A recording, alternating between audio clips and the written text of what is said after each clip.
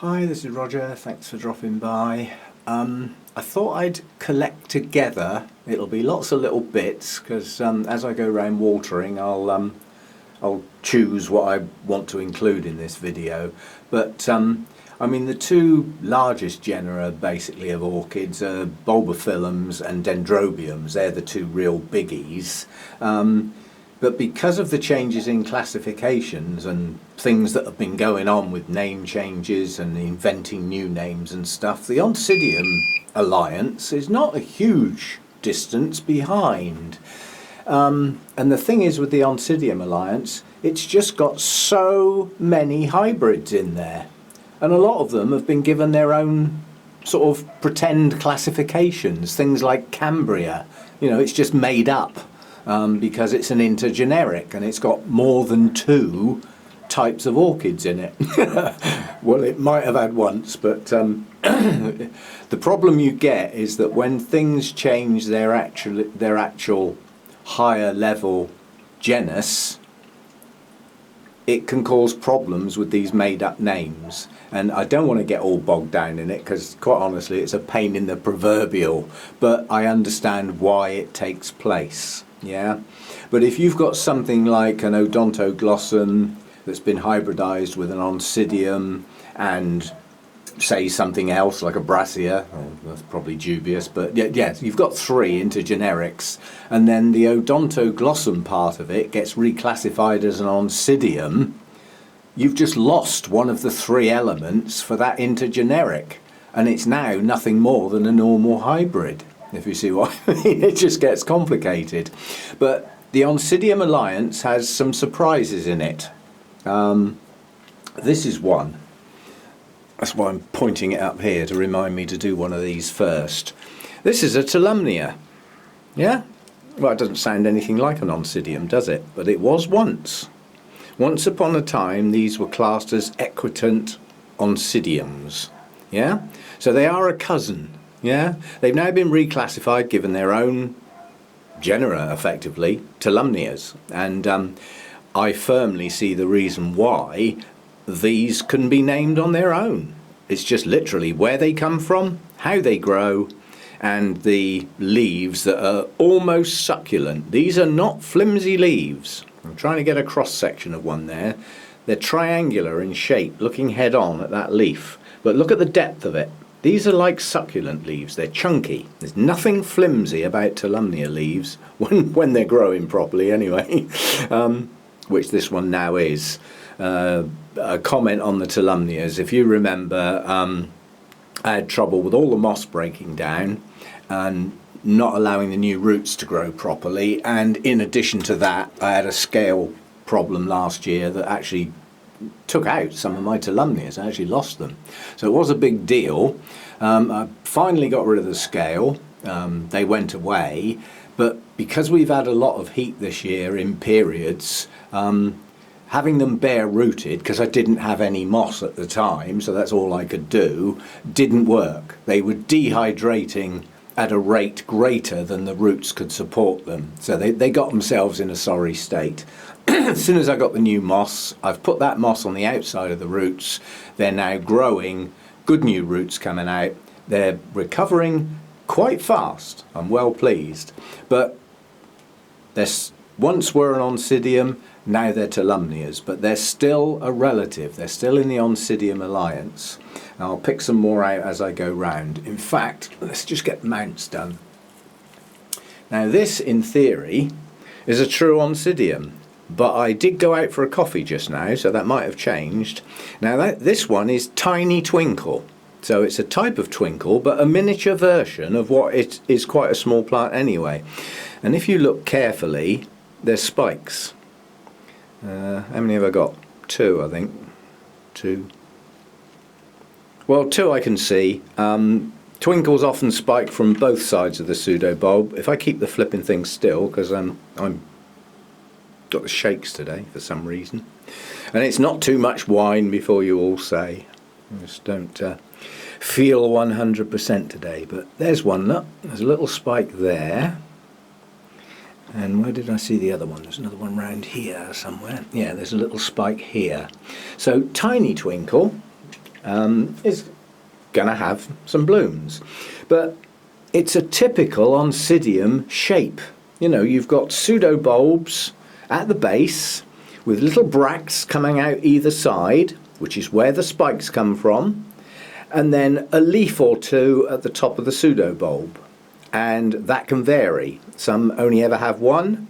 On this plant, some have got one, some have got two. So this one hasn't even made its mind up. It's just doing its own thing.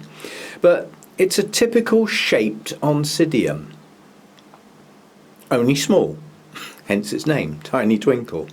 Yeah, I'll have a look at a couple more, and then I'll have a go about how I look after them, because although they're all in the same alliance, there is some different care required. They can't all be treated the same. Well, you can if you choose to, but some will do better than others and some won't do so well at all.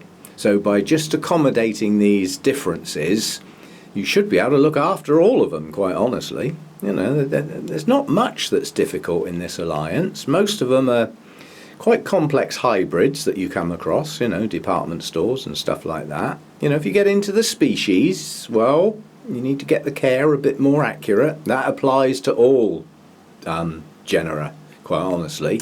It's like my dendrobium. Some of the hybrids, you know, you can chuck them on the floor and they'll still grow. And others, if you don't get it pretty flipping close, then they won't do well. So, you know, if you stick to the complex hybrids, they've got what's called hybrid vigour.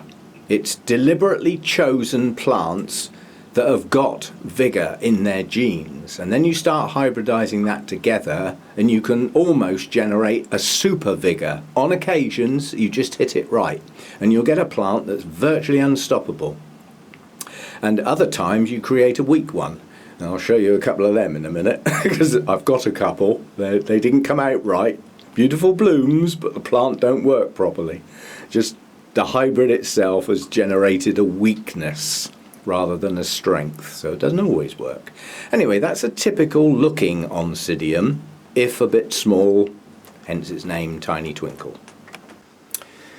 Well, while I'm on the subject of twinkles, we just will have a look at this one. This one's chucking out spikes as well. We've got one quite well developed there, branching. Another one coming up through there. I'm sure there's more than that. Yeah, there's another one there.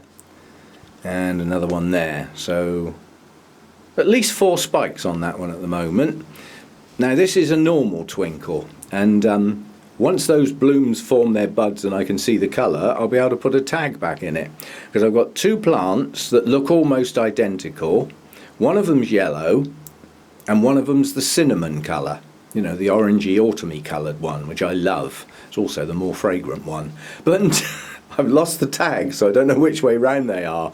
And unfortunately, I can't even look at the plant and say, well, the one that was doing the best was that one, because they're both doing pretty good. So I've just got to wait, you know. Once these blooms form their colour and I can see which one it is, and then that'll also enable me to put a tag in the other one, obviously. Oh, there's another big spike there. I think there's 5. Anyway, it still looks like an Oncidium. If you look at the pseudobulb, yeah, you've got a sort of eggy shape, yeah, not round. They usually tend to be on the flat side, and then you've got bracts, which in this case you've got a couple of bracts followed by leaves, actual proper leaves still coming out from the base of the pseudobulb, and that's where the spikes come from. And then on top of the pseudobulb, in this case, 1 leaf. Can I see any with 2? Yeah, there's some with 2. So again, 1 or 2 leaves at the top on the same plant. Yeah, so that's never anything to worry about, you know. But yeah, that again is a typical looking Oncidium. Twinkle, colour as yet to be determined. Now this is a Howiara, but again, it's an Oncidium Alliance. It's got enough Oncidium in it to be classed as, I'll call it a cousin. Yeah, even though it's got its own classification, Howiara, down in there somewhere is some Oncidium. And again, just look at the shape. We've got the eggy shaped pseudobulbs, some bracts at the bottom, and 1 or 2 leaves on the top, depending on how it feels. And then the spike comes out from near the base, if I can find where it comes out there. Okay, so I don't think you will find anything in the Oncidium Alliance where the spike comes out the top. They all come out from somewhere near the base, normally inside one of those little bracts, or if it does have proper leaves, from inside that one. That's sort of their format. I'm going to go over quite a few until I get to the point where the care changes, at which point I'll go over the care for the ones I've just done, if that makes sense. You'll know what I mean. Hang in there. Right, and we're on to some of the bigger stuff now. This has still got Miltonia on its tag. That needs changing because it's actually a Bratonia, which makes far more sense. This is Shelob Tolkien. Again, the shape doesn't change much, but the size does. Yeah, we're now looking at something considerably larger than anything we've looked at. And I'm not going to get at it today because it's right up the back behind 9 plants. I'm not moving 9 plants to get at one. Just trust me that this is not the biggest pseudo bulb by any means. Actually, I think I can get at one that's got a big pseudo bulb. But it's still the same basic format. You've got the bracts at the bottom. Yeah, they're not true leaves. They're just like, well, that's what I call them anyway. And on some Oncidium types, they do turn brown and dry up. But then on this particular one, yeah, you get a bract. You may or may not get a nearly true leaf, and then you'll get a true leaf, but it's still coming out from the base. And then on this particular one, in most cases, it's actually got 2 leaves at the top. But it's still the typical shape, and the spikes still come out from here. Yeah, so that's Bratonia, which means it's a Brassia crossed with a Miltonia. And are they relatives to Oncidiums? Yes, they are. So you can see how we're deviating from the word Oncidium, which makes you think that you might be heading off into a totally different direction. Well, as far as care is concerned, you're not yet. I can look after that thing exactly the same as that, and exactly the same as that. Here's another one. Now this is actually a Miltonia, true. Okay, it's a hybrid, but it's a Miltonia. This is Sunset. This is the first time it hasn't had blooms open for a while because they took the spike off. It has got another one coming. You know, lovely combination of colours. Still got the same shape. Nothing's changed. Now you can start to see why, although it's called a Miltonia, it's still a cousin. It's still got the basic structure. And if you look at Miltonia blooms, you can see the Oncidium in them. And Miltonias can actually be found in many intergenerics. Yeah. Care hasn't changed yet. Miltonias are quite happy with the same level of heat that most of the Oncidiums and the intergenerics are happy with. We're still okay. We haven't changed the rules yet. Get there in a minute. Now again, nowhere near as big, but that's still a Miltonia. That's Queen Anne. If I ever see any blooms on it, I shall jump up and down because I thought I'd lost the plant completely. That plant was infected, guaranteed. No question of doubt about it. And I managed to hopefully save 2 back bulbs, which then started to push out a new growth which didn't look so good. Well, look at it now. That's a proper new growth. And I think that is virtually full size. It's got reasonable leaves on it, and it's done its thing with the roots. It's totally infested that moss with roots. Well over the moon with that. And let's have a look down the base. We've now got another new growth coming. So this one has made it. I'm happy now that that one is growing strong and clean. So they can be recovered. And don't think that that type of infection, certain plants are immune. Certain plants have got much, much higher resistance than others. But in theory, it can get at anything, given half a chance. So anyway, I still haven't changed the care. It's still a Miltonia, as is that. That's a Bratonia, so some Miltonia in it and some Brassia in it. Howiara, I haven't got a clue, but you can look it up if you want to find out what goes into those. So we're still there, care not changed yet. There's a nice one to play with. When I got this was labelled as Odontodia. So what do we think's in there? Well, I only need to look at the shape and patterning on the bloom to know that there's some Odontoglossum in there. But virtually all of the Odontoglossums have been reclassified as Oncidiums. Yeah? And therein can be a problem. That's the bit that annoys me. The only bit with all this mucking about with names, that's the bit that annoys me most, and I'll get onto that in a minute. Now that's a tatty looking plant that I thought I'd lost. That lived in the Ceramis for a while, and the base of the plant's just rotted. It just didn't work for me. I think purely because my humidity is just so high, and having plants standing in water when the air is like that as well, the base of the plants just couldn't cope with that amount of moisture. But I've managed to get a new growth on it, and I've been naughty because I've let it bloom, and I shouldn't have done. I should have put the energy into that growth and an associated root system. Yeah, but I thought, nah, I know what it's going to look like. I'm going to let it go. It's not a huge spike. It's actually quite a poor quality spike, only 3 blooms. And I thought, well, it's already got halfway up with the spike before I'd noticed it. To take it off now wouldn't achieve a huge amount, so I've let it go. But as soon as those start to fade, they'll be coming off. So you can see them through the mist. So again, I'm now moving on to a very, very slight change. Right, last one in this section, that's a Miltonidium. Now there is a problem with that, and it's the Milto bit at the beginning. What do you mean? Do you mean Miltonia or Miltoniopsis? I do need to know. Huge difference in care. So some of these intergenerics, we're losing the ability to determine their care, but when you get into intergenerics, there is normally some vigour bred into them that takes away a fair bit of that fussiness.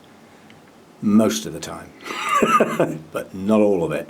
This is doing well at the moment. It's got a nice spike up there, and the bud's still to go.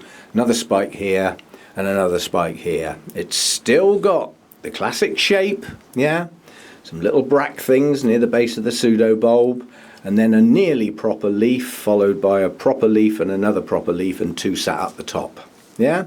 And the spike comes out from the same place. It's got Oncidium in it. But let's have a look at the bloom. What else does it look like? Yeah? There's an awful lot of Oncidiums that don't look anything like that. Your Oncidium typical shape is like that. Now, although that's tiny, you can still see the basic principle. Very large, wide lip, followed by a narrowing, some other petals and sepals, and a much tinier top to the bloom.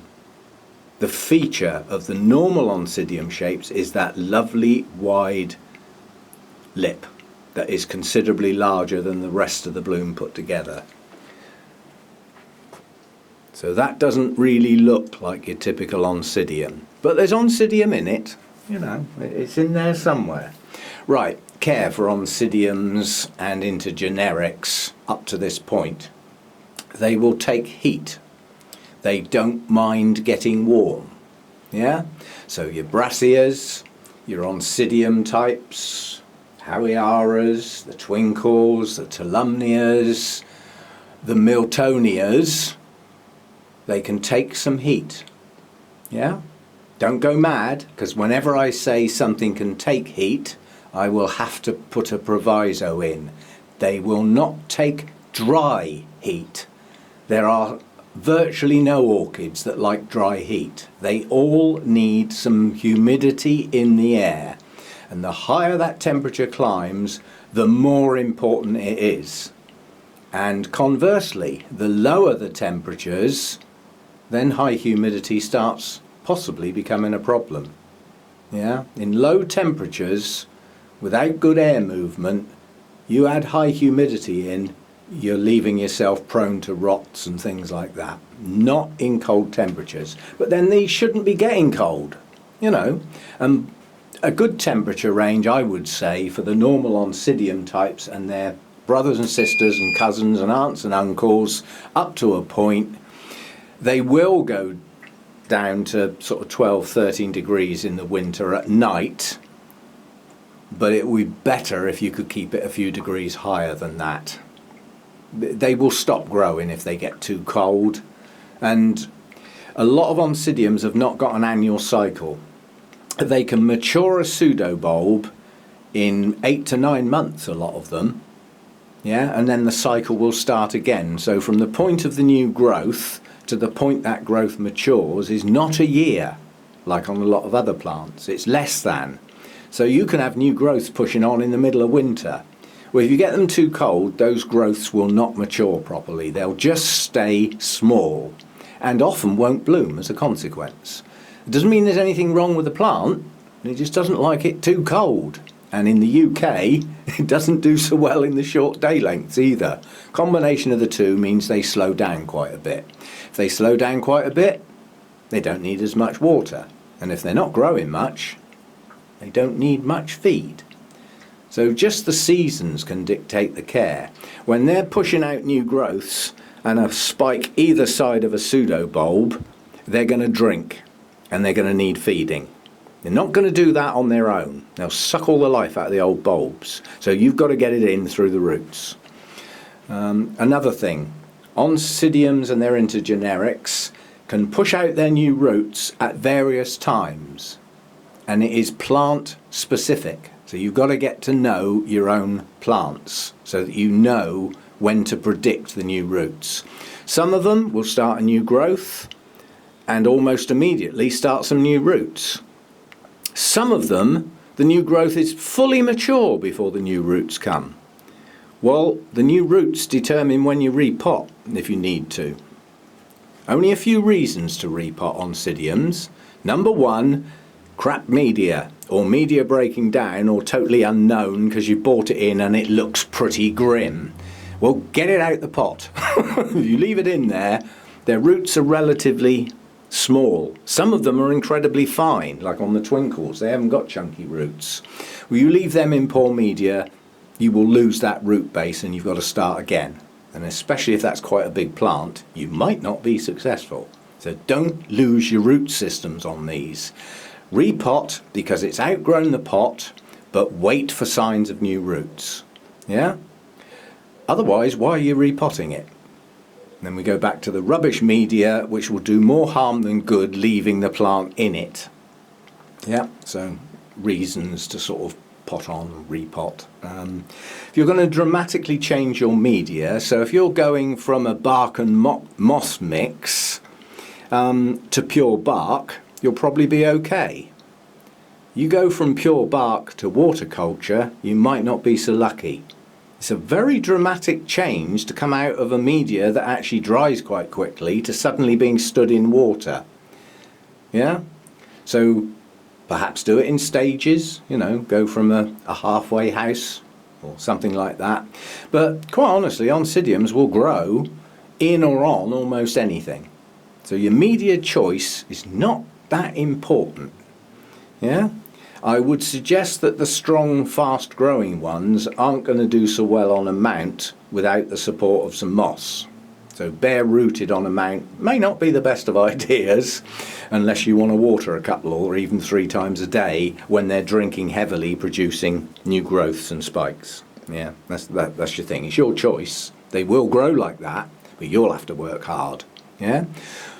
Mount them with some moss, you ease your workload. Yeah? They'll grow in bark.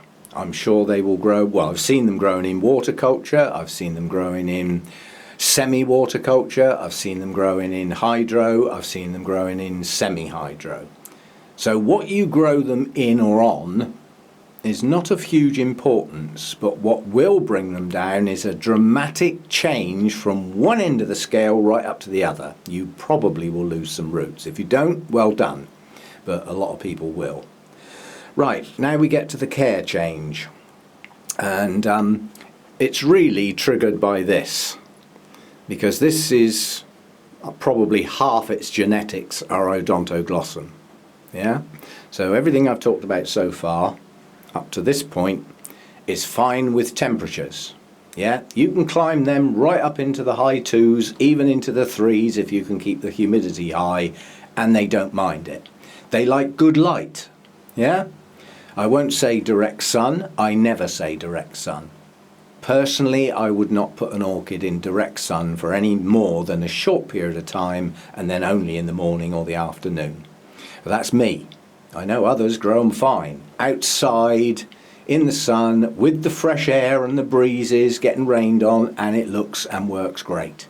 But I'm UK based. Outside is not the best of ideas in this country. Too much variables. Right, so now we've moved off the Oncidiums and we've just touched on Odontoglossums. Why do I need to know if there's an Odontoglossum in an intergeneric? And I'd also like to know how much, because if it's half, it's a big deal. So, does that look like an Oncidium? Of course it does. Well, it's actually called an Oncidium now, but it's actually an Odontoglossum cross, so it's a hybrid. Yeah, same traits. Yeah, same sort of eggy-shaped pseudobulb, some brachy type things near the base, and then perhaps a leaf, and then in this particular case, on this particular one, a single leaf out the top of the bulb. That's the style of this one. This is Golden Rialto. Nice new growth pushing on. Maybe that one will bloom. We'll see. But the difference is, if there's a large percentage of Odontoglossum in an intergeneric or a hybrid, it's not going to like the heat, and it doesn't like bright light. So there comes the care change at that point. And it's all Odontoglossum's fault, and I love them. And I've got quite a few that are at least half and half, and down the bottom there, that's an Odontoglossum species, that's an AVM. And I do believe that's still called an Odontoglossum. Now, don't quote me on it, but I know a couple of species were left there. Yeah, they were just left behind and didn't get changed to Oncidiums. Right. Now we're on to the big differences. That's not a Miltonia, that's a Miltoniopsis. What do they both start with? Milto.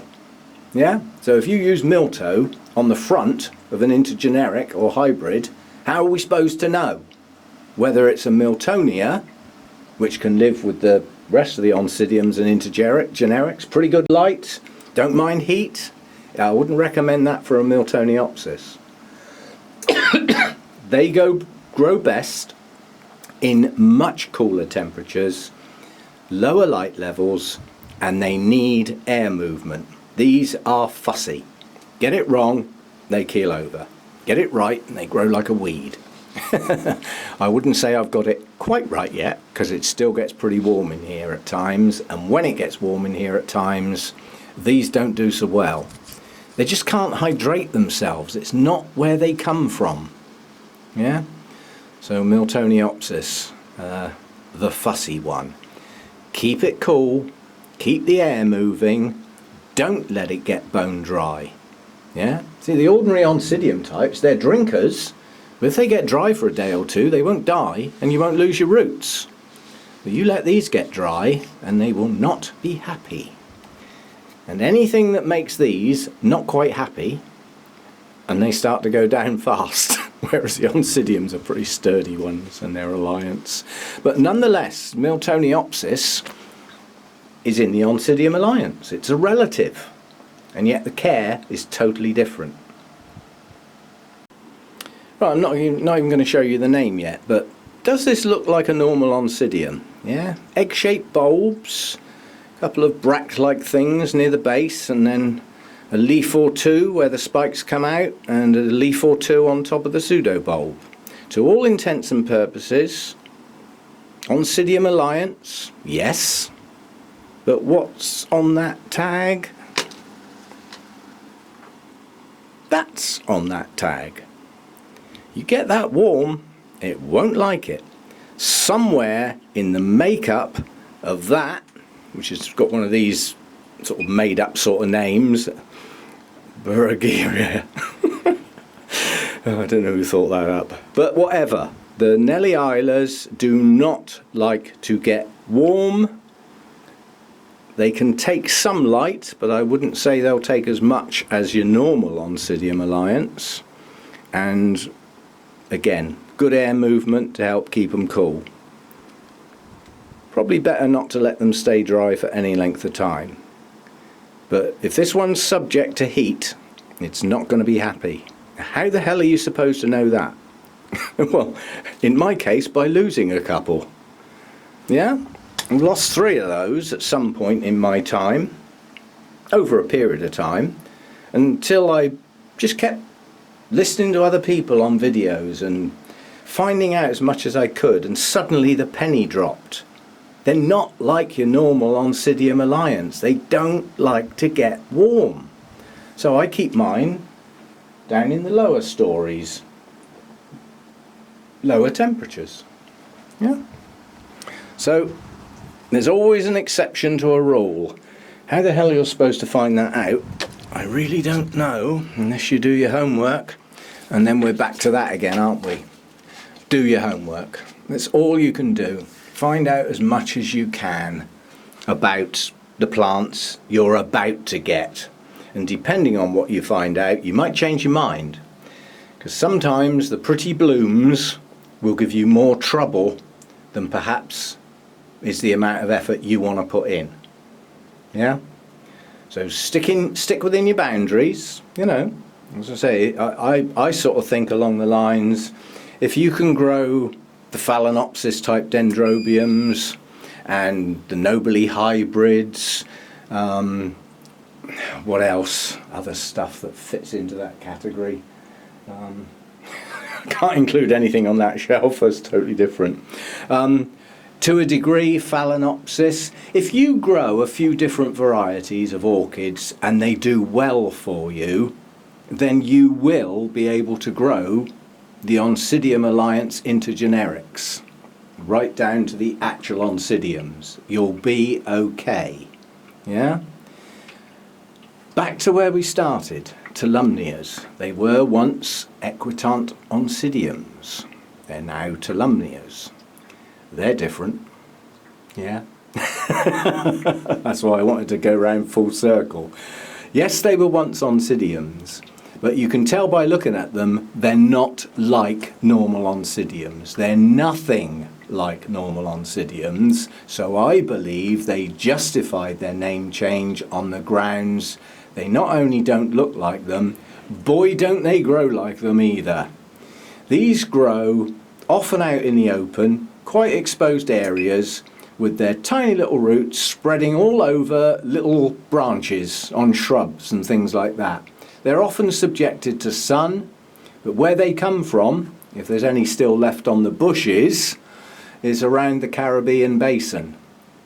Most of them are island dwellers. So what have they got that you might not get inland? They've got sea breezes. So they've got the moisture in the air. And they've got the air movement. And what do they need to do to grow well? Well, just replicate where they are, which means they get their rain mainly in the morning, and if not, that's when the dew forms. Yeah? And with those breezes, how fast do you think they dry? Very fast. And if those types don't get their wet-dry cycle, they will not be happy. So, although I've got moss on them, that moss gets crispy dry, then they get soaked. And that's trying to replicate how they grow in the wild. Out of all the Oncidium Alliances and things, that's the one that really needs a wet-dry cycle. You keep their roots wet, they will eventually rot. Especially if you haven't got reasonable temperatures as well. They won't be happy. I always think of the Tulumneas as not growing in anything, they grow on things. Yeah, because that's how they grow. So full circle, back round to where we started, and a totally different type of care to anything else I've talked about.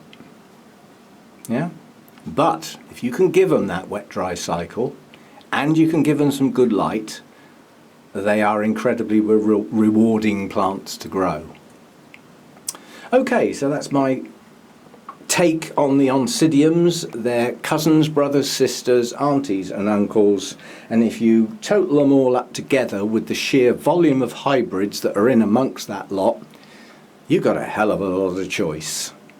Just watch out for things that have got a good percentage of Odontoglossum in it. They will want to stay cooler than the others, and if it's got Nellie Isla in the name, take care.